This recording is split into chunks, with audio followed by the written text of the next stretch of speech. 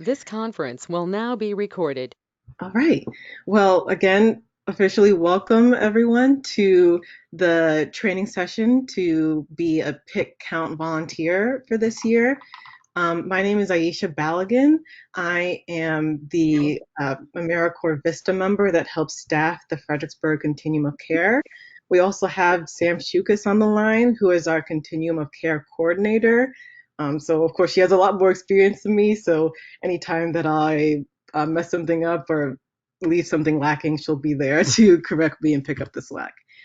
But really thankful to have all of you here today. Before we get into the contents of today's training, I just want to say thank you for signing up to be a volunteer. We know it's really stressful and hectic times, and we really appreciate the time you're taking out of your days to kind of be of help to your community. All right, so with that, we can go ahead and start with today's training. So today I'll just be giving some background on the COC and the point in time count. Again, I know some of us, this is our first time doing the point in time count, so just so we all have the same working knowledge of what we're talking about when we say COC or pick count. Next, we'll go into some details of how to actually conduct the count and what to expect on the day of. And then lastly, we'll review survey questions just so you guys have a working knowledge of the questions you will be asking people next Thursday. Okay, so what is a continuum of care? A really basic definition of a continuum of care is a federally mandated network of organizations working together to prevent and end homelessness in a given region through a strategic planning process. So really the main takeaway here is that we're referring to a whole network of organizations, not necessarily an organization. And all of these organizations are coming together to prevent and end homelessness. Now, there are continuum of cares all over the country. This kind of map gives you an idea of how continuum of cares are located around Virginia. So you can see the Fredericksburg continuum of care in light green and some of our neighbors. Now, more rural areas that don't necessarily have the capacity to have their own continuum of care are instead grouped under the Virginia balance of state. Now, what does a continuum of care mean specifically for the organizations in Fredericksburg? So at the center, we have, the name Continuum of Care for this network of organizations. This network is staffed by staff members at the George Washington Regional Commission. So that's me, that's Sam, and that's two other people that we work with that are employed by the George Washington Regional Commission, but help manage this network of organizations that we call the Continuum of Care. Now around us, oops, too far. Around us, we have organizations that provide direct services specifically for people experiencing homelessness. So when you think about emergency shelter, when you think about rehousing programs targeted to people experiencing homelessness, that's kind of what the organizations you're seeing on your screen now are doing. Now, even broader than that in our continuum of care, we have a whole range of organizations that somehow touch the lives of people experiencing homelessness. So there is really a broad array of community organizations and local governments that are at the table when we're talking about coming together to prevent and end homelessness through our continuum of care. So now that we know what a continuum of care is, what is the point in time count? So a basic working definition of the point in time count is a count of people experiencing homelessness on a single night in January. Now, important things to note about this first bullet point. Firstly, the point in time count is HUD mandated. So every COC across the nation is undergoing this point in time count process. Now, there are some exceptions to that this year because of the restraints of COVID. But in general, every COC is doing a point in time count for people in their region. Now, another thing to note about this count is that it is statistically reliable and unduplicated. We'll talk a little bit more about what that means for how you conduct the count next Thursday, but just basically know that in order for this point in time count to be effective, our count has to be statistically reliable and unduplicated. Now, past just a simple count of people, we also use the point in time count as an opportunity to collect information on people experiencing homelessness by the literally homeless definition that HUD uses. We'll also talk a little bit more about what that means for how you're collecting data, but know that we are not only collecting just a plain count of people experiencing homelessness, but we're also collecting information on, what does it look like to experience homelessness within the Fredericksburg region. Now, some objectives for the count. There are both local and national implications for the results of our count this year. So locally, the point in time count helps the Fredericksburg COC estimate current rates of homelessness in our area. So how many people, how many households are experiencing homelessness on an average day within our region. The point in time count also helps us track progress over time. So by compiling kind of on a year-to-year basis what our point in time count numbers are, the Fredericksburg Continuum of Care is able to understand if our efforts to prevent and end homelessness are actually effective. So that's two really important points for the work that you guys will be doing next Thursday. Now, there are also national implications for the point in time count. Right? So every COC will be submitting their point in time count numbers to HUD. HUD will compile these numbers in order to gain an understanding of national trends in homelessness. And you can imagine that'll be especially important this we as a nation are still grappling with the effects of COVID on our population. So that's some really quick background on the COC and on the point in time count. Are there any questions on that background before we kind of launch into the details of how to conduct the PIC count?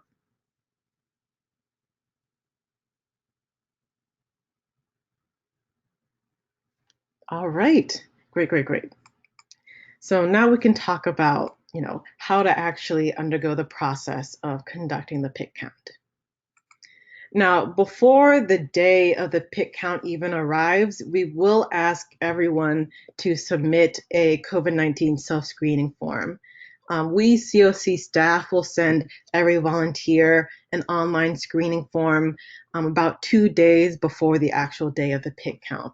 We ask that you submit this online form by the morning of January 27th. Your answers to the form will tell you and will tell us if you are at risk of having COVID-19. We do ask that if the form does indicate that you might be at risk of having COVID-19, that you put your own health first, you put the health of our community first, and help us out by staying home. We have enough volunteers to cover for any last-minute absences. We have everybody you see in this room now. We have a whole other batch of volunteers that I'll be talking to on Thursday, and we have a handful of people on top of that.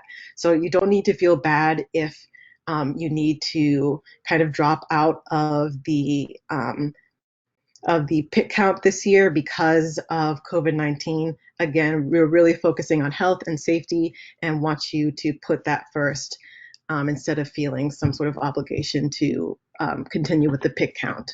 So again, baseline, if you are at risk of having COVID-19, please stay home. Now, after that, once the day of the PIC count comes, you'll go through kind of 4 basic steps next Thursday over the process of conducting the PIC count, right? So first, you're going to meet your team. Second, you're going to find and approach potential interviewees. Next, you'll conduct the surveys.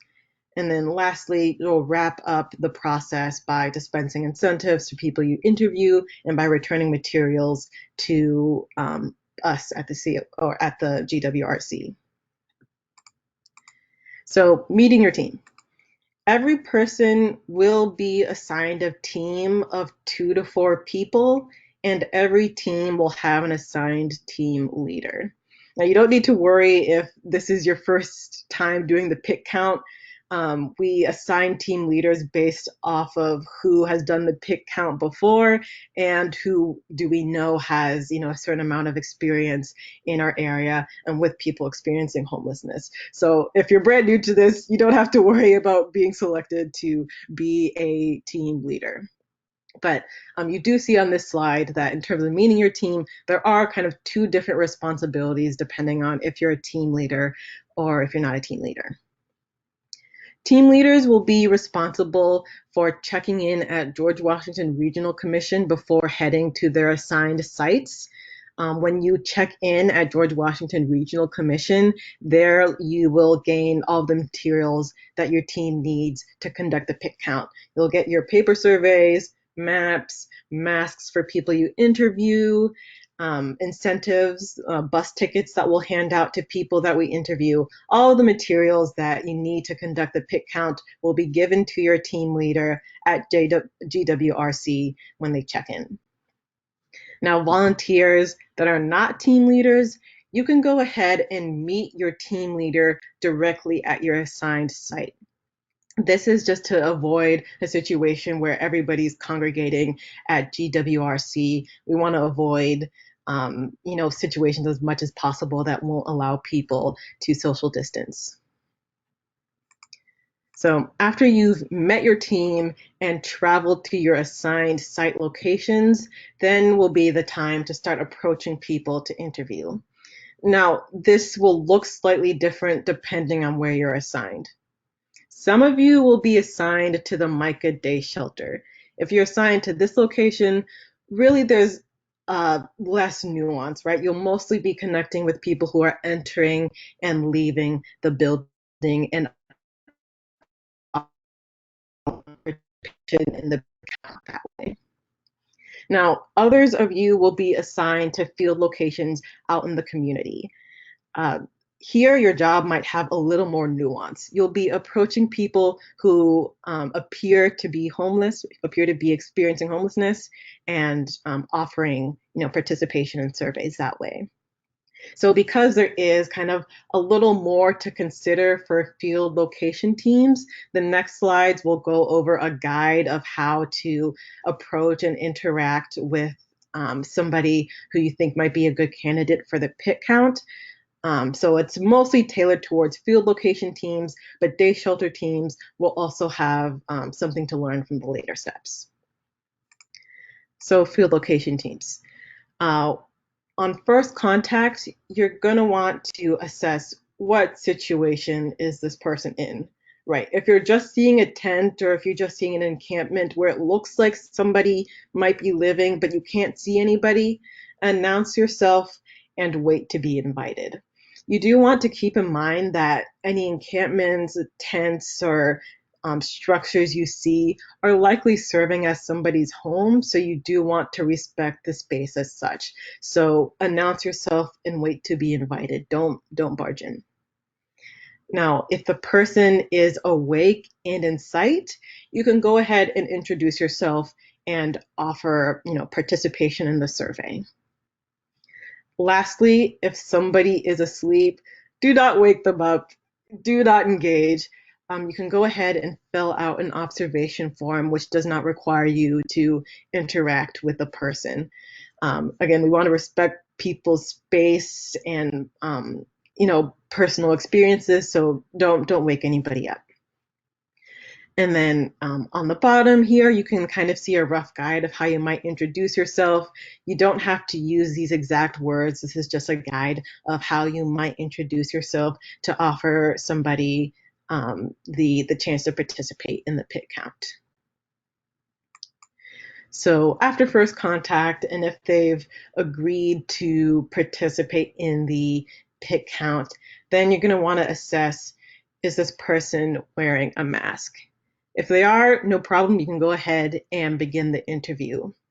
Now, if they're not wearing a mask, what we're suggesting is kind of a two-prong approach to encouraging mask usage. At first, you kind of just want to lean on unspoken social cues by just handing the person a mask and hoping that kind of an automatic reaction takes over, that they know what to do, take the mask and put it on. No words wasted, and then you can go about the survey. Now, if they refuse to put on the mask after this first kind of nonverbal spoken cue approach, then you can go ahead and politely verbally ask them to put on a mask. Again, we have a small script for you on how you might ask somebody to put on a mask. You don't need to use these exact words, but the important thing about how you might want to ask somebody to wear a mask is focusing on the task at hand, right? The goal isn't to change somebody's entire opinion on mask usage. The goal is just to get them to wear that mask for the few minutes that you'll be talking to them, to keep both of you safe. So that kind of lowers the barrier in terms of encouraging mask usage if you just focus on the situation at hand rather than taking on this broader approach of trying to change somebody's opinion on masks. So if they do put on the mask after this verbal request, great, go on with the survey. If they don't put on a mask, we can't force anybody to do anything that they don't want to do. So try and continue with the survey as best as you can, keeping a safe social distance. Now, if you do have concerns about how close the person is getting to you, if they're not wearing a mask, and if you have concerns about being able to keep a safe distance while giving this interview, you do have the option of politely ending the survey and filling out an observation form instead. Again, we really want to prioritize your health and your safety. So if you ever feel that you've been put in an unsafe situation, you are encouraged to, look out for your own safety, end the interview, and fill out an observation form if you were not able to complete that survey.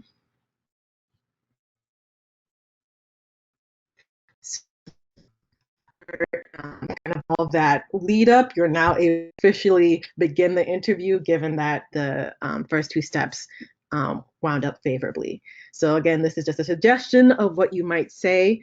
You don't have to say these exact words, but you do want to mention that their participation is voluntary. You do want to mention that their answers will be kept confidential. You'll see soon that some of the questions we ask are touching on personal subjects, so making sure that you assure confidentiality will be key. And then you also want to let people know that they are able to skip any questions that they're not comfortable with. So this is kind of an overview of the steps we just went through. Again, this first contact part might be a little less relevant to people who are stationed at the MICA Day Center, but I think most of you will be able to use the kind of process of how to go about having mass conversations and how to begin this interview. So that is kind of an overview of how to go through the process. Now we have some tips on how you might gain the cooperation of the respondent. Be friendly, be confident, use professional language. This will really help you kind of establish yourself in the space and as a legitimate person offering a survey. Use attentive body language to show the person that you are invested in their responses. That'll really motivate them to actually participate in the survey. Give clear and confident answers to questions. This will really help kind of assure the person that this is a legitimate process that they're going through. And then again, with mass communication, our suggestion is to be non-judgmental, empathetic, and clear in your goal. Again, the goal of the pick count is to gain information on people experiencing homelessness in our area. The best way to do this is keeping all of our communication focused on the goal and the task at hand. So just to wrap it all up with some do's and don'ts for approaching interviewees. Do say housing situation rather than homeless.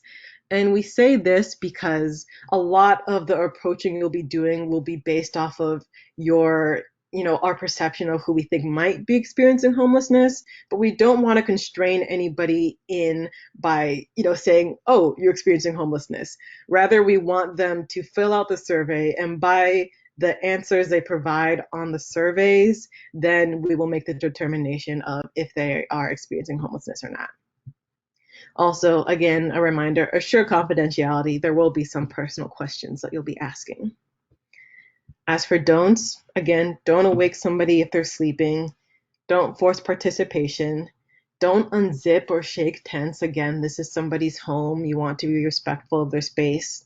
And lastly, do not ask for the interviewee's name. Again, this is to assure confidentiality and to make sure that people can't, track answers back to specific people. So that was kind of an overview of approaching interviewees. Are there any questions on that before we talk about the processes of conducting the survey and wrapping up the survey process?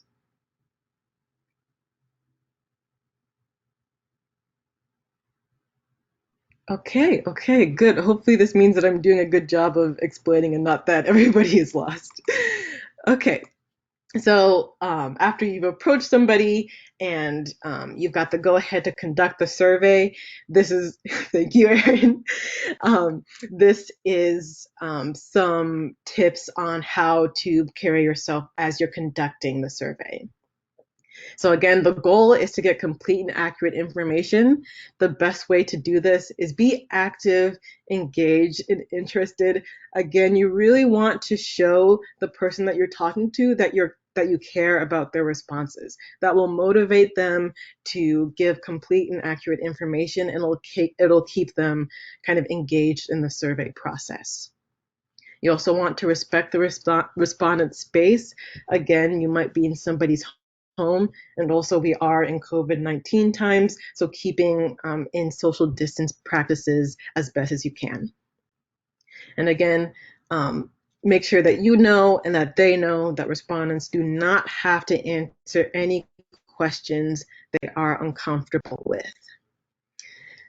After you've gone through the process of conducting the survey and the survey's over, the team leader will then be responsible for giving the participant their incentives at the end of the interview. And the incentives we're using this year are bus tickets. So team leaders will have a little stack of bus tickets that they'll be able to give to people who complete our surveys after the survey process. So after you've surveyed everybody that you'll survey for the day, after you've gone to all of your assigned sites, after your time is up, however you get to that endpoint, it'll be time to wrap up the process. Remember, all information gathered during the pick count must be confidential. So, don't hold on to anything that could identify somebody based on their responses. And make sure that you're keeping in confidentiality. So even if you see somebody that you recognize, don't share anything that they answered with somebody else in the community. So after you're wrapping up, it'll again be the team leader's responsibility for returning paper surveys and any other materials back to the pick count coordinator, which is Sam, at GWRC. So just to highlight some safety reminders. Again, we put people in teams for a reason. We really want to make sure everybody's being safe. So never conduct the pick count alone, especially for people who will be going out, into field locations. We know some people will be going out into more rural locations. We really want you to stay with your team. In line with that, always remain in sight of your team. We want to make sure that you guys are always in that kind of visual contact. Do not put yourself or your team at risk. Again, your health and your safety is a priority in this process. So don't feel compelled to enter any situation that you're uncomfortable with. Really, your health and your safety is first. To that end, keep your mask on in the presence of others and use your own transportation. Again, we want this process to be as safe and as healthy as possible. Keeping your mask on and using separate transportation will just be, another layer of protection for all of us against, any concerns about COVID-19. Okay. And then a summary of materials, because I know there's a lot of moving parts to administering the PIC count. So COC staff will provide, so me or Sam will provide a COVID-19 online screening form. Again, that'll be sent to your email about a day or two before the actual day of the PIC count. We'll also be sending you a volunteer training manual. It'll basically be the information that we've talked about today, but just so that you can reference it in the future and have any contact information that you need. You'll also get your team and site assignments in the next few days. So don't worry if you feel confused about any of that. We'll be sending that out soon. We'll also be providing you maps for field teams so you know exactly where to go. We'll give you a link to the online survey. In the paper surveys, we'll talk about online versus paper soon. We'll also be giving you masks to give to respondents and incentives to respondents, and those last ones will be provided to the team leader to kind of give or to kind of use for their team. So that's what COC staff will be giving you. Volunteers, you all will be personally responsible for bringing your own personal masks. Bring your cell phone. Again, safety first. Flashlights if you'll be a part of a team that'll be out in the early morning or the evening just so that you can see. Walking shoes, comfortable shoes. You'll be on your feet a lot. And appropriate clothing and accessories in case of inclement weather, just to make sure you're as comfortable as possible during this, very outdoor process. So that's kind of like the second half of what to expect on the day of the PIC count. Are there any questions about conducting the survey or wrapping up or any materials that'll be provided to you? Yep, Clay? Yeah, one quick question. You said early on that we need to make sure these were statistically reliable. Is there any chance of if they're not willing to answer questions, does that bump us out of having a good survey, or just do the best we can to get as much as we can? I'm so sorry. Can you repeat your question? You kind of broke up for the first half there. Sure. I'll turn off my camera for a second. So just as far as giving the surveys, we just get as much as we can. If somebody feels like it's confidential, it's not going to negate the actual survey, right? We're going to be able to give some information on everybody to make sure we're doing all we can. Yeah. So you're asking if somebody, declines to answer some questions, what do you do then? Yes. Okay. Yeah. In that case, respect their choices. If they decline to answer certain questions, they decline. Still go on with the survey and get as much information as you can. That survey will still be helpful to us, even if they haven't answered every single question. Perfect. Thank you. Yeah. Any other questions related to day of processes? Okay. So now we'll talk a little bit about the actual surveys you'll be using. Just to give a quick overview on online versus paper, they'll both have the same questions that you'll ask the people participating in the PIC count. It's really a matter of, what medium works for you. Online, if you use the online survey, these surveys will be sent directly to the PIC count coordinator via Google Forms, so there won't be a need for the team leader to come back and physically hand us the surveys. But also keep in mind that if you're planning to use the online surveys, especially if you're out in the field, you might not have Wi-Fi and you might not have good data. So be aware that you can use paper surveys as backup. And then if you use paper surveys, again, it's the same questions. You just need to make sure that the team leader collects all of the paper surveys completed by your team and returns them to the pick count coordinator at JWRC, George Washington Regional Commission. Okay, are there any questions on online versus paper? Okay, great. So now we can talk about the specific questions you'll be asking people on the surveys. So let me just share my screen with that.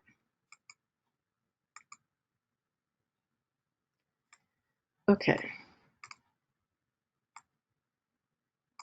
So this is the full unsheltered, so all of you will be surveying unsheltered people, the full survey that you'll give to people that agree to participate in the pick count. We'll go over the observation form later.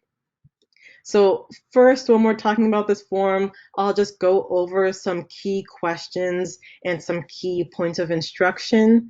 And then afterwards, we'll go back again and look at each question just to make sure that there are no questions about what you guys will be asking. So to go over some main things about how people will fill out this survey, or how you should instruct, or how you will be leading people through, talking through and filling out this survey. Make sure that for every household, each adult in the household gets a survey filled out with their information. That will mean that if there are any minors in the household, or if there are two adults in a household, some people's information will be recorded on multiple different surveys, but due to the identifying codes that you'll use on the surveys, we'll be able to deduplicate that. So we'll go over that a little later, but just to clarify that if there are multiple adults in a household, some people's information will be on multiple surveys, and you'll just copy them through. And then also make note of this exception. Please complete a survey for any child under 18 who is parenting or has children of their own, or is accompanied, not with any adults. So you'll have a script here that you can use to help introduce the survey. The first question, where did you sleep last night? You'll want to make note of if it's a literally homeless situation or if it's not a literally homeless situation, because it'll inform how much of the survey that you will go through with that individual. Here, question 4 is important information. Again, don't ask for anybody's name. Just ask for the first 2 letters of their first name and the first 2 letters of their last name. This will help us deduplicate responses. So in the case of, having multiple adults in a household and people's information are on multiple surveys, we'll be able to deduplicate those responses based off of this identifying information. So make sure you ask for the first 2 letters of their first and last name without asking for their actual name. And from there, you'll fill out their information. In the note here, if the answer to question 1 is not a literally homeless situation, end survey at the end of the first page, right? So if it's any of these other situations, you're only going to fill out the first page for that individual. Now, if they are in a literally homeless situation, then you'll go on to the next pages. Here is where you'd fill out the information for the other people in the household. Again, remember, some people's information might be on multiple forms. This initial column is where you'll have the first 2 letters and last 2 letters, again, are deduplication information. That'll be really vital. And then you can keep going through the survey. Keep a note of question 7. This depends on their response to question 6. And then you'll also have space for surveyor notes. Are there any questions about kind of the key aspects of the survey that I've highlighted before we kind of do a deeper dive into this other specific questions on this survey.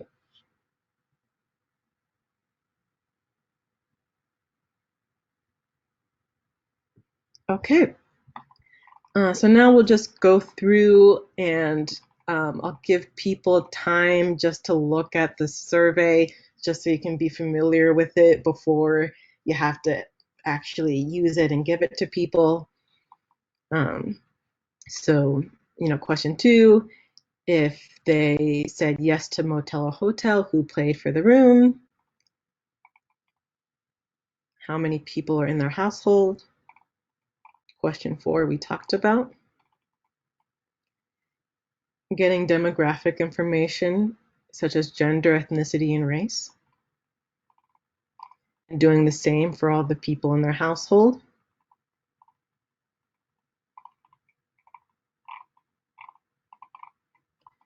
And then question 5, you're going to go through a series of questions that kind of ask them about their history with health, mental health, drugs, and and disabilities.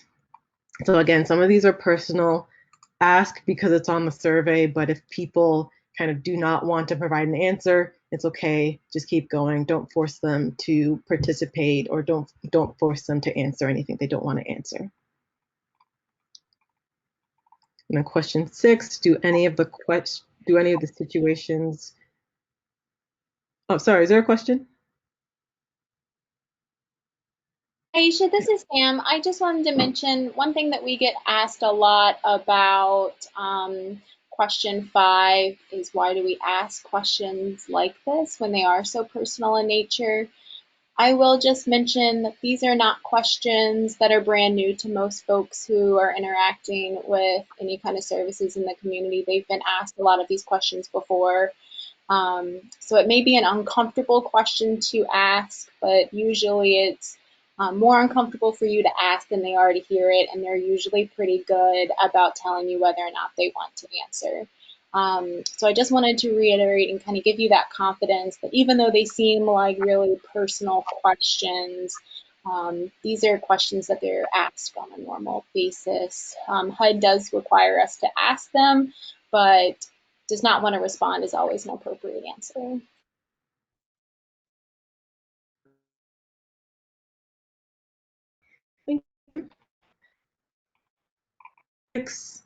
Asking about if any of the situations we just discussed in question 5 are keeping them from holding a job or living in stable housing. If the answer to question 6 is yes, you'll then ask which specific ones are applicable to that individual. 8, have you ever received special education services or attended special classes? 9 will ask about AIDS or HIV. Question 10 will ask about domestic violence. Question 11 will ask about veteran disability benefits or Social Security income. All right, I see there's a question in the chat. So Clay asked are we asking them these questions in a one-on-one setting, or are there 2 volunteers talking to each of our respondents at a time? Sam might be able to add additional details to this answer, but my understanding is that it's kind of up to your team how you want to administer these surveys. I think in the past, it's mostly been one person, giving a survey for each individual, but Sam, you can give additional context if there's more we should consider in answering that question.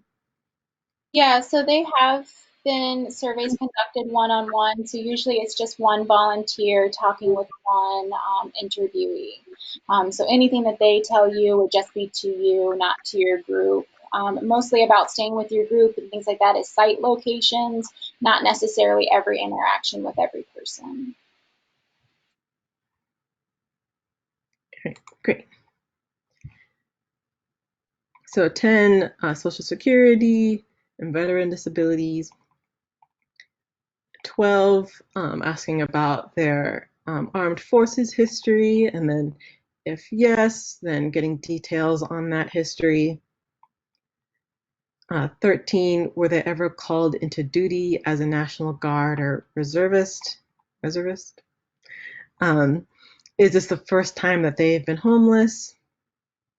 Well, I guess how long have they been on the street or in a shelter for this current experience of homelessness? 16, how many separate times have they been homeless in the past 3 years? And then if you add up all the time that they've been in a shelter, car, on the street in the past 3 years, approximately how long is that in months? And then 18 gives them space to talk about anything else that they want to share about their current situation. So that is the unsheltered survey. Again, this is the full survey that you'll be giving to people that agree to be surveyed. Are there any questions, any other questions on the items on the survey?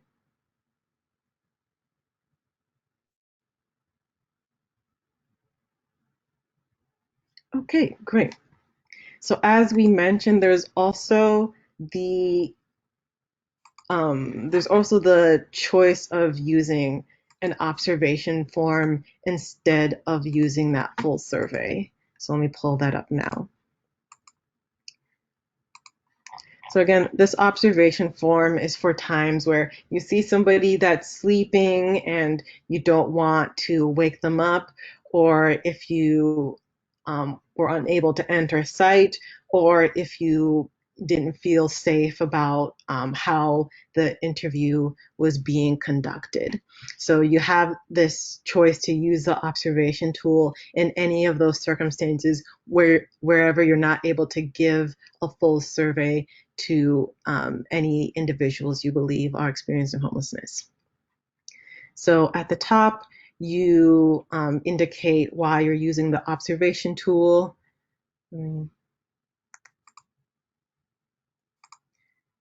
Indicate why you're using the observation tool. And then the answers you put on this observation tool are, again, just based off of observation. You don't have to interact with the person in order to get these answers. So as far as you can tell, how many people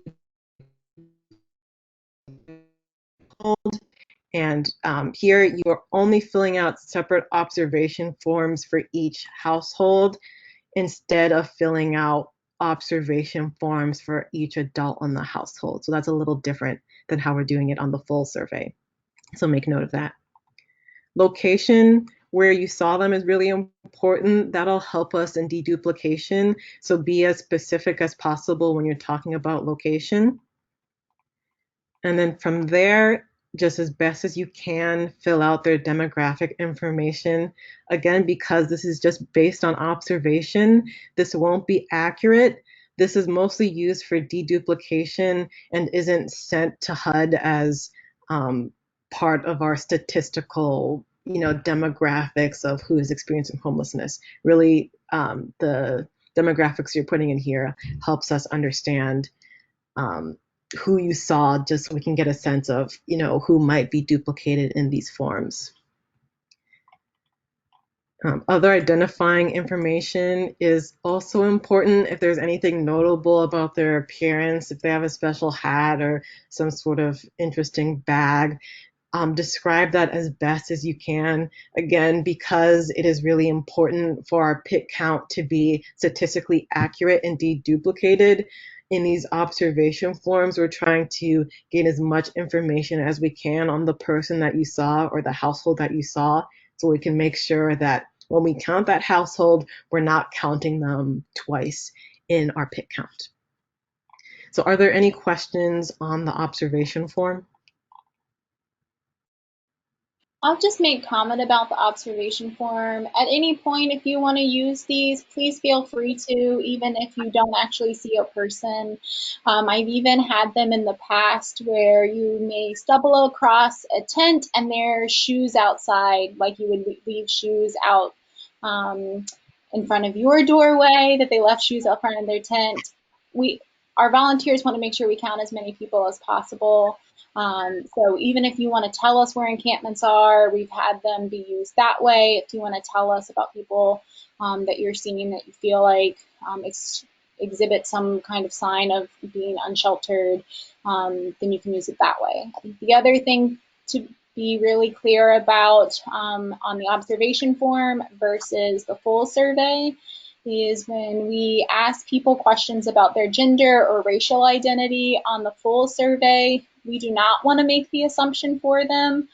You'll notice that one of your options on the full survey is gender nonconforming.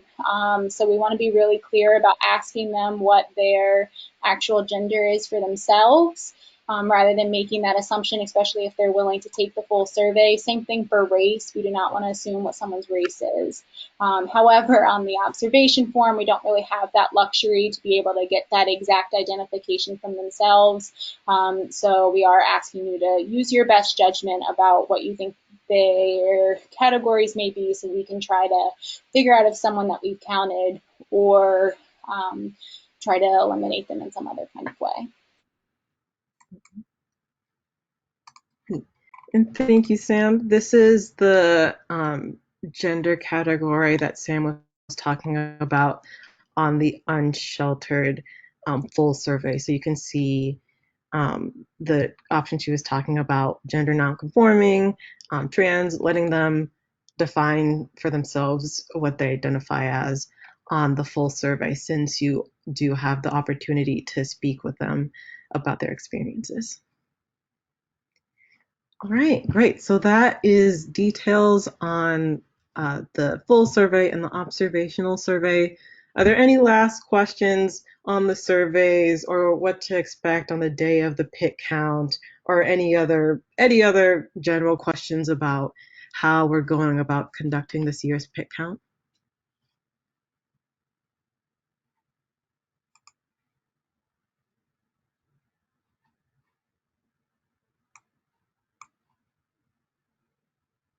So last year there was the count at the code weather shelter. Is that still taking place this year, or was that closed due to COVID?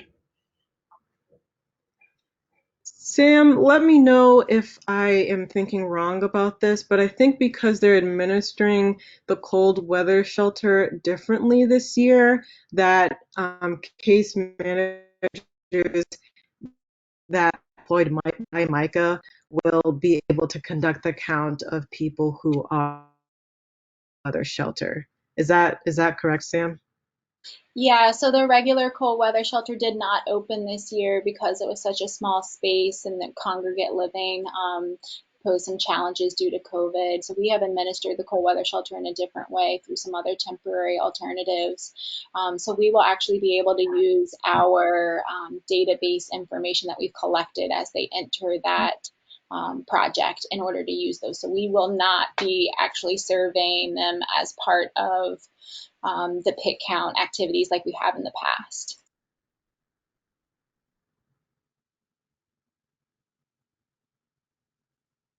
Great, thank you, thank you. Any other questions, comments, concerns?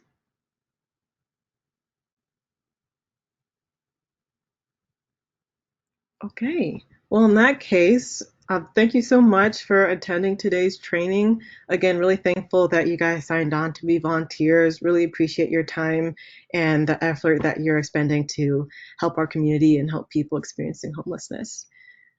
Is there anything else I should add, Sam?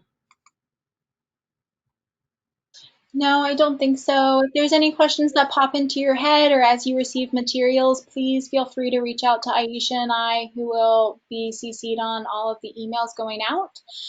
Thank you so much for being patient with us. We were awaiting word from federal government for a long time about what we were expected to do with COVID in the pit count. So Aisha's been really helpful with getting it together for us. But you will have all of your volunteer information and meetup times and everything this week. And then if you have any questions from there, we're happy to help. Great, great.